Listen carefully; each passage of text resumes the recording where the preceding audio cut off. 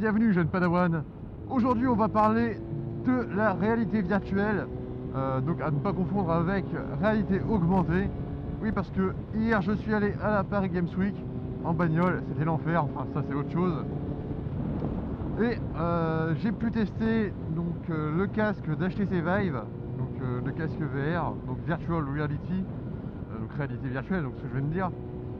Alors déjà, la différence avec la réalité virtuelle et la réalité augmentée, c'est que la réalité augmentée, c'est quelque chose qui inclut des choses qui n'existent pas dans la vraie vie. Genre par exemple, vous avez des lunettes de réalité augmentée.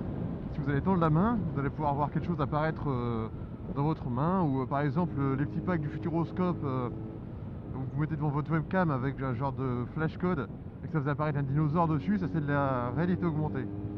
Alors là je vous parle de réalité virtuelle, donc VR, je dirais VR parce que je le dis en anglais, voilà, je savais comme ça, tout le monde dit VR. Donc à ce salon il y avait les casques d'Oculus, donc il faut savoir que Oculus ont sorti 3 développements de kits, parce que c'est vrai qu'avec mon accent du Nord, je remarque, enfin du Nord, pas terrible, et que j'articule pas non plus beaucoup, je remarque que quand je regarde moi-même la vidéo, je comprends pas non plus ce que je dis. Donc on va essayer de se calmer là-dessus. Donc ils ont sorti 3 casques de développement, donc en développement de kit, juste pour les développeurs. Vous pouvez l'acheter aussi, mais voilà, c'était pas vraiment au point. Donc le DK1, donc développement kit 1, qui était pas terrible, vous voyez vraiment, qui donnait vraiment la nausée.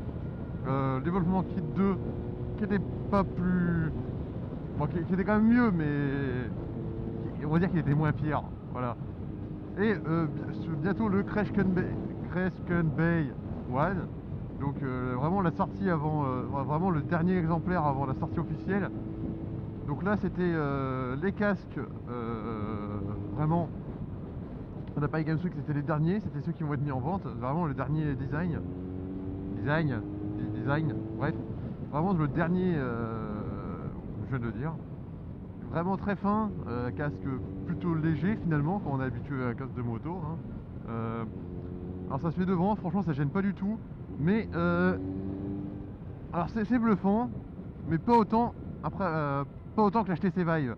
C'est-à-dire que moi l'HTC Vive c'est déjà mon coup de cœur déjà de base, rien parce que moi déjà HTC j'aime bien la marque, et que comment dire, déjà est-ce que ma caméra tourne? Oui, parce que j'aurais un peu le seum quand même.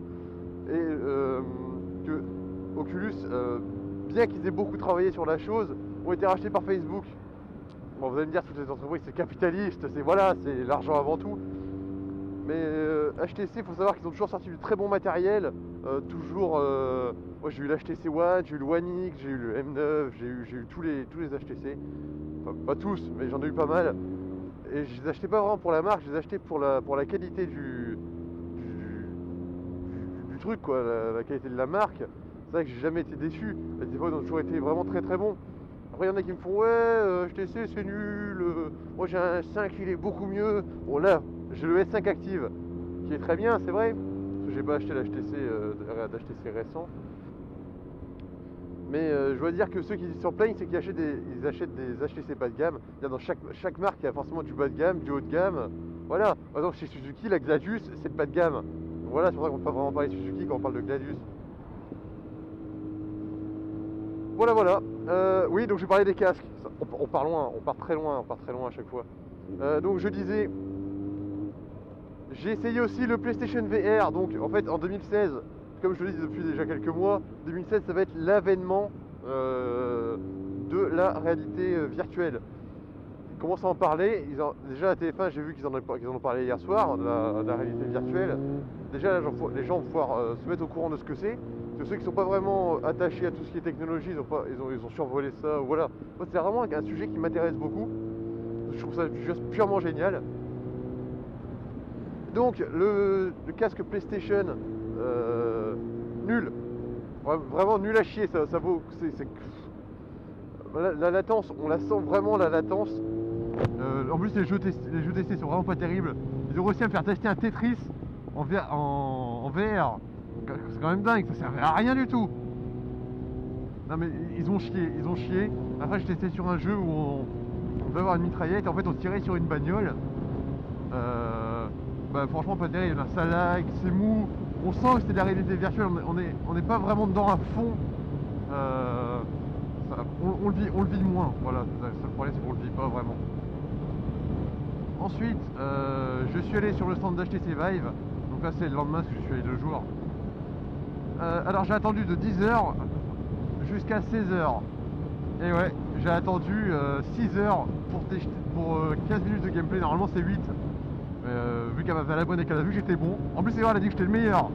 Pour l'instant qu'elle était passée, bon genre 2 jours c'est déjà pas mal. Ah bah non, elle était sûre que j'avais déjà joué au jeu alors que c'est pas vrai. C'était une américaine, voilà, bon, faut connaître mes talents d'anglais. L'anglais, pour moi c'est mieux à l'écrit, voilà, je le parle pas vraiment, je l'entends plus que je le parle. Je la comprenais mais vos réponses c'était pas terrible. Enfin bref. Donc l'HTC World Tour qui était donc sur la Paris Games Week, ils avaient un stand, c'était pas vraiment au point. Au niveau de l'attente, parce que je suis arrivé, c'était écrit 4 heures d'attente, je me suis dit oh allez 4 heures putain. Bon les 4 heures vont passer vite. J'ai eu le temps de lire Jules Verne, j'ai téléchargé un e-book, j'ai lu Jules Verne de la Terre à la Lune, le temps que je passe, et ça a fait genre 2 heures. J'ai lu ça en 2 heures et après je me faisais chier encore plus chier. En plus les cryptos 4 heures d'attente c'était faux parce que c'était même 6 heures d'attente. C'est un truc de dingue. Sinon le staff HTC c'est très sympa. Bon là pour le coup l'HTC on l'a testé. Sur le coup j'étais con, j'ai été vraiment con parce que tout ce qui est journaliste et autres gens riches avec passe VIP et tout le bordel pouvaient tester. En fait si vous voulez il y avait 4 salles dans le truc, donc ça faisait un genre de carré avec 4 salles dedans. Il y avait 2 salles pour les pauvres qui faisaient la queue depuis 6 heures. Et 2 salles pour les journalistes et autres réservations. Voilà. J'attends que le jeu double pour doubler parce que sinon, de toute façon, tant que je parle, moi je vais vite muser pour le son. Donc, j'ai dégusté la salle et comme un con, j'ai pas testé l'HTC avec les 2 bâtons sans fil, comme on peut voir dans toutes les démos sur internet. Non, j'ai testé l'HTC sur un fauteuil avec une poignée de gaz et un joystick. J'ai testé le jeu qui s'appelle merde, je sais plus. Alliance. Bon, je vous l'écris là. Voilà, c'est ce jeu-là. Vous pouvez aller voir les photos sur ma page Facebook. J'ai posté des photos. C'est pas moi qui joue, mais en fait pendant les 6 heures, j'ai pu sympathiser avec un mec. Parce que bon, en 6 heures, ça crée des liens d'attendre 6 heures ensemble. Et donc, on est passé à 2. On a fait chacun notre tour, mais en gros pour l'explication, ça a été plus vite vu qu'ils expliquent à 2 personnes, ils expliquaient chacun à une personne. Donc là, il nous a expliqué comment ça se passait. On a joué le même temps, enfin moi 2 fois plus, vu qu'il comprenait rien aux jeux vidéo. Il était surtout là pour le développement d'applications concernant la phobie, vu que l'HTC Vive est vraiment très immersif. On peut vraiment travailler sa phobie, par exemple des araignées, du vide. Enfin bref, je ferai ça peut-être plus tard, mais bon, c'est pas moi de le faire. Moi j'ai une chaîne moto, pas de chaîne gaming. Ça tue hors sujet là. Donc voilà, je me suis installé dans le fauteuil, elle m'a mis l'HTC Vive, donc moi j'ai des lunettes. Donc au début on sentait bien la pression sur les lunettes, mais je sais pas pourquoi, je me souviens plus quand est-ce que je l'ai plus eu. Je crois que 2 secondes après je le sentais plus quoi. J'ai mis le casque, c'était un peu flou, c'est parce que c'est elle qui l'utilisait avec la souris de l'autre côté pour pouvoir lancer le jeu. Et là, waouh, là juste, mais magnifique quoi, j'ai jamais vu ça, vraiment. C'était purement génial. Bon, alors au début la prise en main était... J'ai eu du mal, j'ai mis 2 secondes quoi, enfin 20 secondes. Moi j'ai l'habitude des jeux vidéo, je joue beaucoup. C'est vrai que ça a été assez vite. Alors j'ai été bluffé, donc déjà par la définition de la chose. Mais c'est inconcevable. C'est même pas de la 4K, mais genre l'écran et la lentille, je sais pas comment vous dire. Vous avez vraiment l'impression d'y être. C'était vraiment superbe. Donc là j'avais un vaisseau qui était dans l'espace, donc c'était un genre de deathmatch dans l'espace avec plusieurs vaisseaux en multijoueur. Pour le coup c'était pas en multijoueur, c'était avec des IA, intelligence artificielle. Mais vraiment c'était superbe. Je pilotais ça comme je sais pas, la prise en main est devenue tout de suite plus comment dire, plus instinctive. En plus on voyait nos mains. Et le personnage qu'on incarnait, on le voyait, mais comme vous voyez la caméra, enfin je veux dire, la définition de la drift c'est pourri à chier, mais vous avez vraiment l'impression d'y être. J'avais une armure grise, et quand je voulais le joystick, le bras je bougeais, quand j'appuyais sur le bouton pour loquer, on voyait le pouce, enfin c'était vraiment génial, la poignée des gaz, tout ça. La définition du vaisseau à l'intérieur, elle était juste sublime, et pouvoir voir se repérer dans un avion, je sais pas si vous avez déjà joué à Battlefield, mais quand vous prenez l'avion en première personne, c'est juste super chaud. Alors que là, en fait, vous pouvez suivre donc, les ennemis en regardant tout simplement. C'est vraiment très immersif. Vous voulez tourner un ennemi à gauche, vous regardez comme ça, hop, vous donnez un coup de manche et vous partez dessus, vous réduisez les gaz. Voilà, c'était vraiment purement génial. Et l'immersion avec l'HTC Vive, ça n'a rien à voir avec l'Oculus, mais je peux vous garantir, c'était génial. Donc l'avantage du PlayStation VR que moi je vois par rapport à ces trois objets, c'est vraiment les trois qui vont sortir en 2016, c'est vraiment les produits phares, donc des casques de réalité virtuelle. Après, à voir qui va se démarquer par les jeux. Moi je pense que déjà celui qui va se démarquer par les jeux, c'est l'HTC Vive. Surtout quand vous êtes fan de tout ce qui est jeux Steam, parce qu'ils sont en alliance avec Steam et Valve, c'est l'HTC Vive, donc c'est la Steam VR. Vraiment, je suis sûr que Portal 3 et Half-Life 3 vont sortir en optimisé pour la réalité virtuelle avec ce casque. Ça va être juste génial, génial, ça va être superbe. Ouais, je m'emporte un peu. Donc l'avantage du PlayStation VR sur les autres casques, c'est l'absence de sangle. Enfin, de sangle, en gros, il se pose plus comme un casque de moto que vous posez par-dessus votre tête. Et donc, vous avez moins la sensation des sangles. Enfin, déjà, ça s'oublie direct, hein, je vous le dis. Même moi avec mes lunettes, je l'ai plus senti.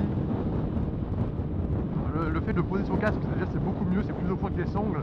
Et je sais que l'HTC Vive l'a d'ores et déjà adopté pour sa version commerciale qui sortira début 2016. Bon, il y a quelques développements de kits qui vont encore en sortir le 8 décembre. Ce sera vraiment pour les chaînes YouTube avec pas mal d'abos. Non, la vraie sortie ce sera début 2016. Et moi je l'attends cette sortie avec impatience. Donc ils vont reprendre ce concept de mettre ça un peu comme un casque et de régler ça. C'est plus du plastique plutôt que des sangles en fait. Et ça va vraiment être pas mal. Donc voilà mon impression sur tous ces objets connectés qui vont faire le quotidien d'ici 1 ou 2 ans. Donc les performances machines vont pas être ouf. Je veux dire, si vous jouez déjà, si vous êtes déjà dans le gaming, vous avez déjà une machine qui se respecte un tant soit peu. Voilà, si vous avez une 980, ça va passer crème, même une 970 ou les 770, c'est toute nouvelle. Voilà. Après, il suffit d'avoir un peu plus, je pense qu'il faut avoir au moins minimum 2 Go sur sa carte graphique pour pouvoir. En fait, c'est considéré comme un deuxième écran, donc un peu plus poussé forcément. Ça va vraiment être pas mal. Voilà, moi j'attends ça avec impatience. S'il y a un mec juste à HTC qui me regarde, j'en veux un s'il vous plaît. Enfin voilà. En tout cas, j'espère que ça vous aura plu de regarder cette vidéo. J'espère que vous avez compris un petit peu quand même comment ça. Je sais pas si j'ai bien expliqué. Sinon voilà, en espérant que je vous ai donné envie d'aller en voir un peu plus sur la réalité virtuelle. Il y a déjà pas mal de chaînes YouTube qui en ont fait. Donc comme Node, N-O-D-E, c'est une chaîne américaine, où ils ont même fait du multijoueur avec l'HTC Vive. C'est vraiment pas mal, je vous conseille d'aller voir. C'est super bien fait. En tout cas, j'espère que vous avez aimé la vidéo. Je le répète pour la moins 4e fois comme à chaque fin de vidéo. Je voulais que ce soit une vidéo courte, mais on en est déjà ici par rapport à la route, donc je sais que ça n'a pas été court. J'espère que ça vous a plu et si vous n'êtes pas déjà abonné, abonnez-vous. Allez, salut!